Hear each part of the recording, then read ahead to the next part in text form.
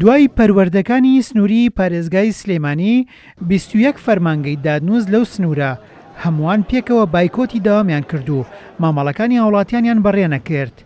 دادنووس و فەرمانبەرانی دادنووسی سلێمانی لە بەردەم دادگای کۆنی سلێمانیدا کۆبوونەوە و ناڕەزایەتیان دەربڕی.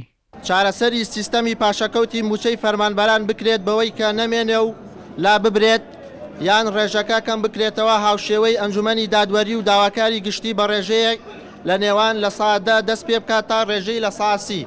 ئێمە هەرچەنە لەگەڵ بایکۆتانین پێمان ناخۆشە جێی نیگەرانیە، بەڵام ناشکرێت فەرمانبەر ناچارکەین کە بە گیرفانی بەتاڵەوە هاتوچۆی فەرمانگە بکات لە کاتێکە ئەو موچەی کە وەری دەگرێت لە کاتی ئێستا بریتێ لە چارەکە موچەیەک کە بە 3 مانگ جارێک ئەدرێت. باری بژێوی هاوڵاتیان زۆر سەختە.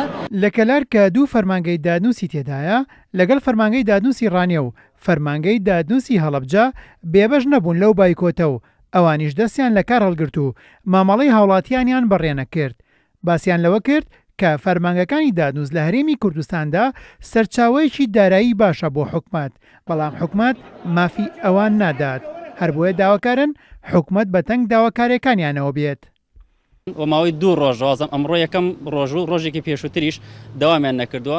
خۆبەخشان ئەچێتە بابی خۆبەخشانەوە چونکە ئەمە هەردوو لایەن یان حکومەت و فەرمانبەریش ئیلزام لایەنی مقاصر بڵێن حکومەت بووە کە هەڵنەسا بە پێدانی ئەم موچەیە. فەرمانبەران بایکۆتیان کردووەوە سوورن لەسەر بایکۆتکردنیان و ئێمە پشتیوانیان لێ دەکەین بەڕاستی مافی خۆیانە داوای مافی خۆیان بکەن و چاو پاشەکەوتی موچەدا بگێڕێتەوە لە کاتی خۆیان موچەکانیان بدرێت. داوا لە حکوومەتی هەرێم دەکەین بکرێ بە دەنگ داواکاری هەموو لایەکمانەوە بێت لە بە دەنگ هاتنی داوای ئێمەش موچەکەمان لەگەڵ موچەی ئەنجومەنی دادوەری یەکسان و تەری بکرێت و لەمە دووە لە هەر پێشاتێکدا ئەنجومەنی دادوەری وەزارەتی داد لە یەک دووریەوە بۆیان بڕوانین و هاوشێوە هەڵسوکەوتیان لەگەڵدا بکرێت.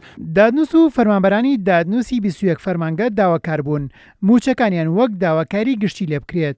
ئەوەشیان ڕاگەیان داواکاری گشتی تەنیا کاریان بۆ خۆیان کردووە کامە لە کاتێکدایە هەردوو لایەن سەر بە یەک وەزارەتن.